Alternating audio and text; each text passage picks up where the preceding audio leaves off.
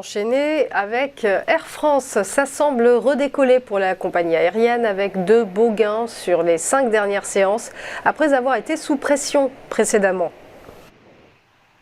Alors, sous pression, oui, c'est le moins qu'on puisse dire, hein.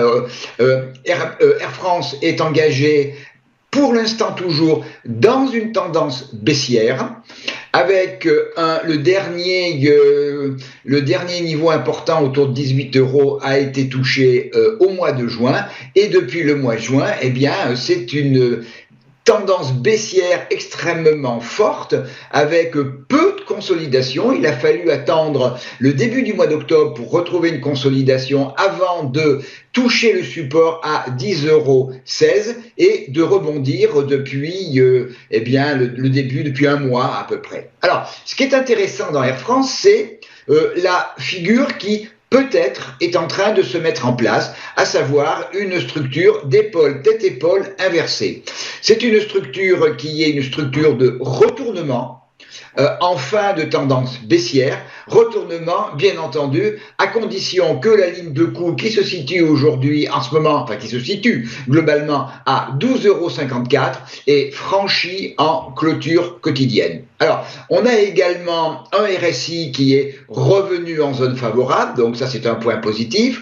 La moyenne mobile exponentielle 34 qui était résistance pendant toute la période de baisse et a été pendant le début de l'épaule tête-épaule, eh bien à la fois support et résistance. Hier, on l'a franchi. Donc, on va regarder dans les jours qui viennent le franchissement éventuel de 12,54 euros.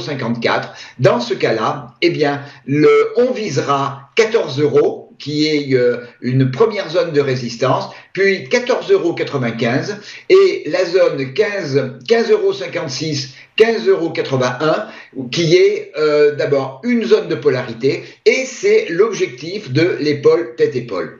A contrario, si on ne pouvait pas valider l'épaule droite, c'est-à-dire que si on venait casser 11,26 euros, là on s'engagerait à contrario dans une structure de baissière à court terme, parce que l'on aurait fait en cas de rupture de 11,26 deux plus haut plus bas l'un que l'autre, et deux plus bas l'un que l'autre. Donc le schéma de court moyen terme deviendrait un schéma baissier en direction de 10,65 euros et 10,16 euros.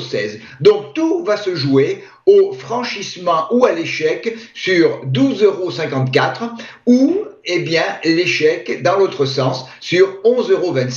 Le franchissement de 12,54 euros déclencherait un schéma haussier. La rupture de 11,26 euros déclencherait un schéma baissier.